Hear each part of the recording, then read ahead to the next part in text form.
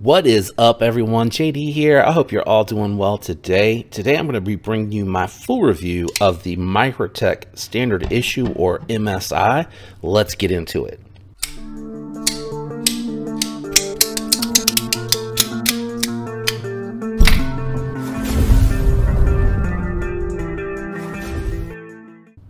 So what I'm going to do today is going to do some size comparisons, specs, and jump into my thoughts and impressions of the MSI. I'm really excited to be bringing you my review.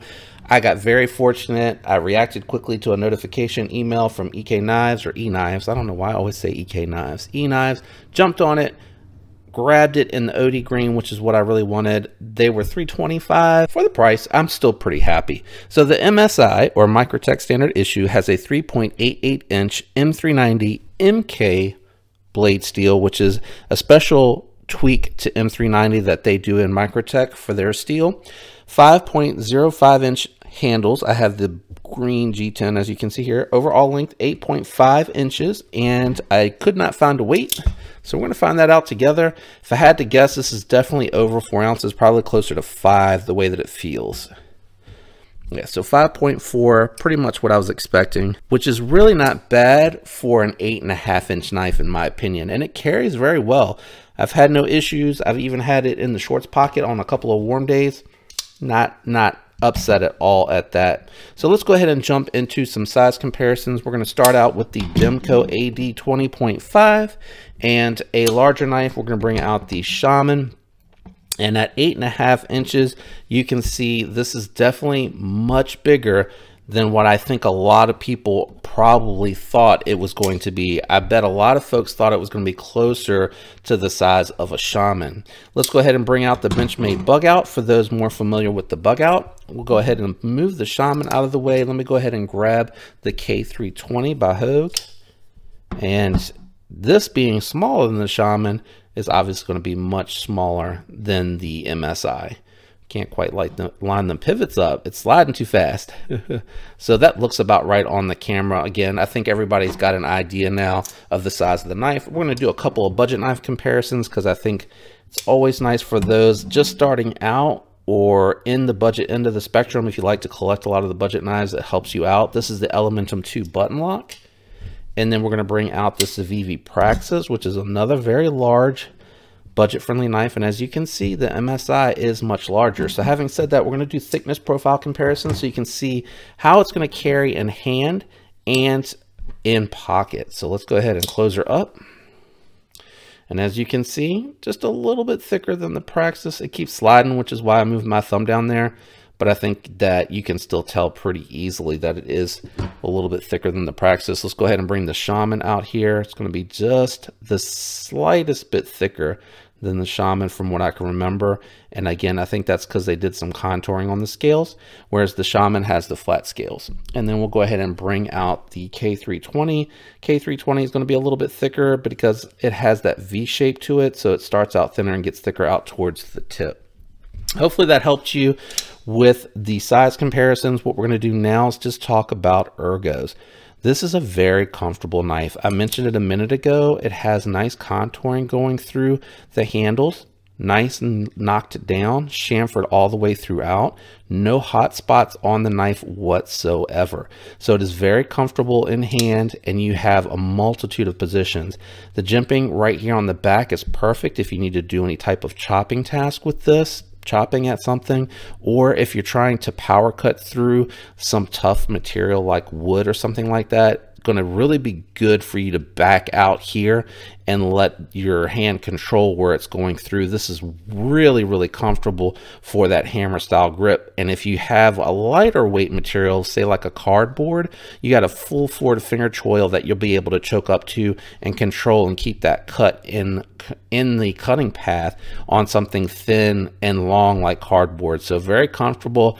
Way more comfortable back here than it is up here. Up here, you start to feel a little bit of the aggressive jimping on the ram lock here in the palm. When I'm holding it in this position here, it kind of digs just a little bit there. It's not awful, but as I'm gripping down in the hammer grip, I kind of feel my hands move over it, and it's catching just a little bit on the skin. But they did a good job with this pocket clip. It goes in and out of the pocket well. You feel it a little bit more back here, but when you move up to choke up, it goes away. And I don't know if that's just me or my size hand, but I don't feel it quite as much as I do here. I guess my finger maybe, or my palm may be a little bit more sensitive here, but it's right in line with the finger here. And when I move up on the path, it's kind of falling in between. And I think that's part of the reason why I noticed that.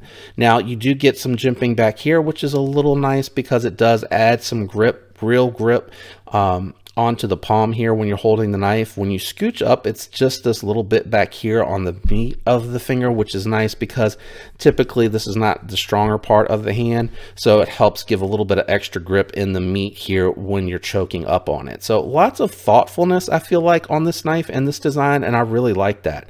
Now that jimping I talked about earlier on the ram lock itself is really helpful here because you're able to really grip it, and the ball part here, even though it doesn't have any jimping, it does rest nicely down in the palm for me to kind of grab it down here.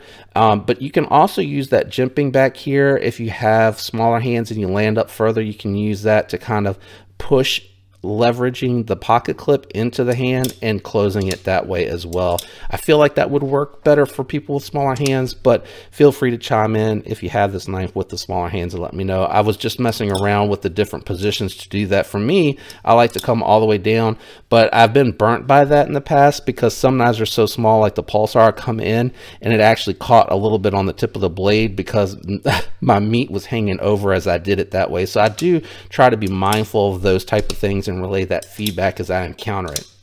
Now, the action is pretty good. When I got it out of the box, the pivot was cranked down a little bit too tight. If you saw the unboxing video when this came in the mail on a mail call, you saw where I was having issues with it. So I played around with the pivot a little bit. It was definitely over tightened from the factory in the pivot. It is much smoother now that I was able to loosen the pivot, but I don't have any blade play. There's no side to side. This thing is a bank vault. It is locked up solid, up and down, side to side.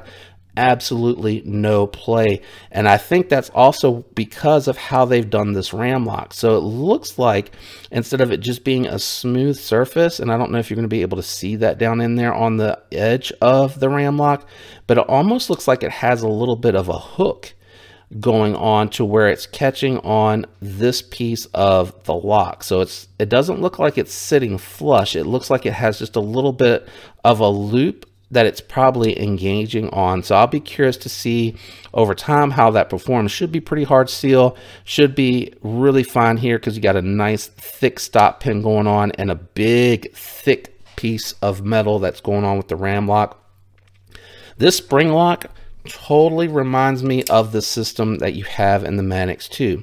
Now this has a ball bearing that rides on the pivot here, so it's really smooth opening and closing, but the blade is light, so you do got to give this a little bit of gas to close it, because if you don't, it's not going to go smoothly. I have found that when you loosen it to be fall shut, that you end up getting some play on the side to side, and I have none of that. So I don't have it quite fall shut, but I noticed that the actuation is smoother than what you're finding here on the ram lock. The ram lock, I don't think I'm gonna be able to get that to show up on camera, but it's riding on the back of the knife and it has more engagement here than that single point of contact that you're getting from that ceramic ball or the steel ball if you didn't upgrade on the Manix 2. So you do feel a little bit of like grit, I guess I would say, from where the two are rubbing together. And I don't know if it's going to get smoother or not over time, because typically when I pull the lock down, I'm completely disengaged from the actual knife itself, so it's not making any contact. But I noticed when I just was checking to see how the play felt when I was doing it slowly, holding onto the handle, holding onto the knife, I noticed that I felt a little bit of grittiness, but it wasn't terrible. I just, you know, you could feel it a little bit in the feedback. The action itself, though, since I've adjusted the pivot and got it to where I wanted it to be, is very smooth. You do have a very strong detent with this system, so you do have to really give it gas. You want some strong fingers to deploy this, or you're just going to flip it open with the ram lock, very similar to any other crossbar style lock. Thumb hole on here is really well done. It is sharp, but not going to cut your finger or rip skin off sharp. It's sharp enough to kind of catch and make sure that you have a good grip to be able to deploy it with the thumb and the finger, depending on how you want to deploy this knife. The blade, it's not super thick, it's not super thin though, and the flat grind goes up about 3/4 maybe.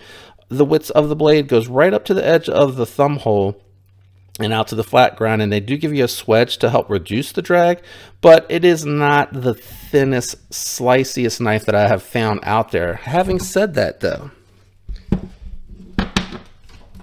grabbing a sheet of paper, it came with a fantastic factory edge. I have used this a little bit on some cardboard, so I don't know if that's what's happening here and I'm catching. Let me see. I don't know. A minute ago it felt like it was catching, but now it feels fine. So maybe I had some glue or adhesive from what I took apart, but this feels really, really good. It came with a really nice edge, and I'll be curious to see how over time this is going to hold up. This is going to be a long-term knife for me. I know some knives I get in and I really like, and because I am a small channel and I am limited on funds, I do turn things around sometimes when I feel like it's a good enough knife to where I don't need a long-term.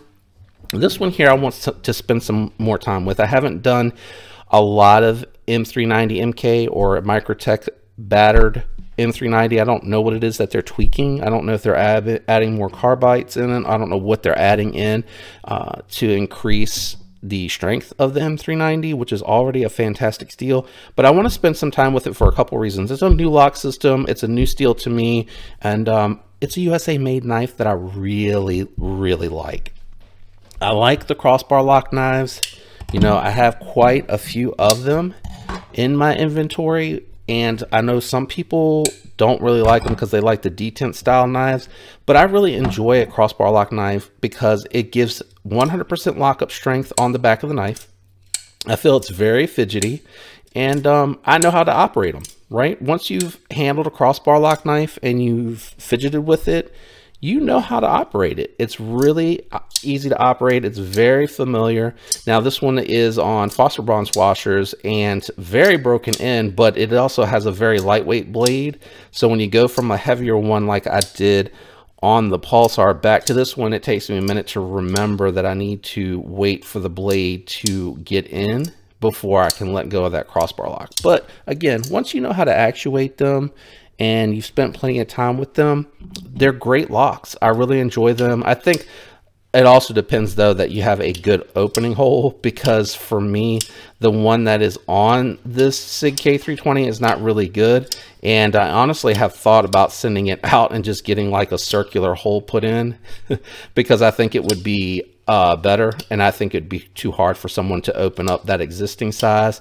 Or I don't know, maybe they could make the keyhole bigger, but what'll happen is you're going to end up seeing some of the steel on that. But for me, I almost think it'd be worth it just because it'd be so much easier for me to operate. For me, it feels sluggish because I can't quite get a good grip in that thumb hole, that opening hole. It's a little small, and with a glove, it's impossible, but I'm getting sidetracked. The knife itself at $250 to me was a steal. It really was, no pun intended. It would have been a really great deal. At $325, I still think it's a good deal. It's USA made. It came with a really good edge. It has a very strong lock system without having the concern in the weakness of the potential Omega spring breaking on you from the factory. Now, I know that the aftermarket ones are good, and I think that those will, you know, hold up better than some of the factory springs. And I think even Hogue has upgraded some of their Omega springs, because I don't hear about those being as a problem as much. But this spring system and this lock system is going to be superior, and I'm really excited to have this in the inventory. It's a great blade shape, going to be a really good cutter, very friendly for the larger hands, especially. Now the smaller hands, you know, I've seen other reviewers, you're going to be way up here, but it's going to be a great knife, and I highly recommend chasing it down if you're interested at all. I hope you enjoyed this review. Shout out and thanks to everyone out there that regularly leaves the likes, the comments, and is subscribed. I appreciate each and every one of you. I hope you have a fantastic week. Until next time, peace.